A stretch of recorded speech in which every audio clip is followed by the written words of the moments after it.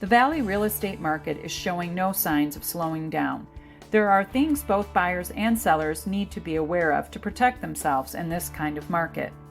And having an agent that understands how to operate in this environment is vital to your success. This is your Aunt Julie, and it's time for your no-nonsense monthly market update. This continued lack of inventory in our market is now not due to a lack of listings.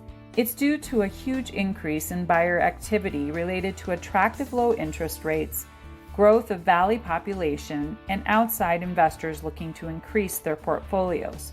To compete in this market, we're seeing buyers take measures to snag a new home that can cost them and sellers in the future. One tactic we often see are buyers submitting personal letters, which include pretty family pictures, which seem innocent enough. What many of these letters subtly provide is information regarding the buyers, which could indicate they belong to a fair housing protected class. Let's say a seller chooses a family over a single person or selects an offer not on its merit, but based on one of the protected attributes. Both the seller and the agent may be at risk of a federal fair housing violation, which can carry a pretty steep penalty for the first violation.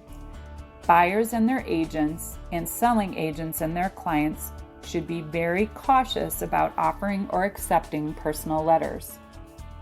To stand out in a multiple offer situation, a buyer may choose to waive some of their rights in the transaction, such as skipping an inspection or waiving an appraisal. Doing so can lead to huge unforeseen costs. Buyers should weigh the risk and get professional legal or financial advice before doing so.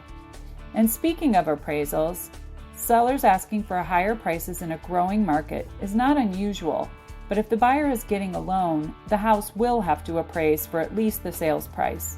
If the house fails to appraise, the buyer has a contractual right to cancel, renegotiate to the appraised value, or pay over the appraised value. There is a cost to both parties when this happens. If the contract gets canceled, the money for the appraisal and the inspections is already spent and is not recoverable, and the seller is obligated to another month of mortgage, taxes, and insurance costs, and now has to find another willing buyer.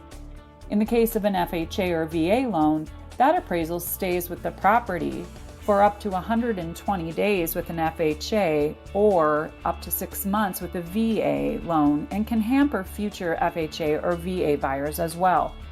Understanding how to manage multiple offers and the challenges for both buyers and sellers in a market like we have now takes knowledge, experience, and a trusted advisor. And that's me. I am Julie Goldammer, your favorite aunt with Desert Fairways Realty.